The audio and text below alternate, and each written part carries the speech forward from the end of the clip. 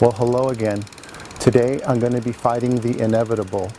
It seems that over the last 10 years, the dirt on the top of this hill has found its way to the bottom.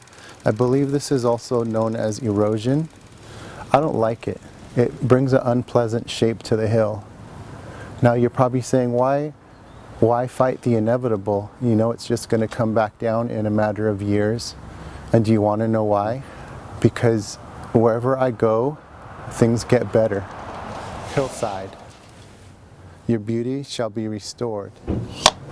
Fighting erosion is pretty basic. You will take the dirt from the bottom, shovel it back to the top. It will try to cascade back down, but you know what you do?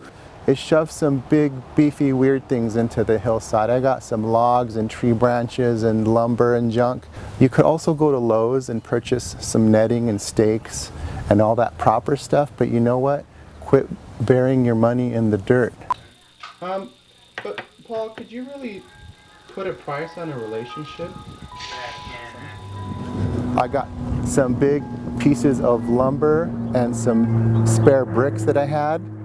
And also what happened, I found that I needed more dirt than what dirt was on the bottom of the hill. I do not know where it went, but I needed more. So I just went to a nifty little neighborhood app. I was like, hey, I need free dirt. And someone responded, hey, I have some. So I picked it up. I like problems that are like that. 1 + 2 = 3. And this is not a self-help channel, but I sure would like to encourage you to fight those things in your life that you think are inevitable. Are you overweight? Do you struggle with smoking? Have you ever accidentally killed somebody?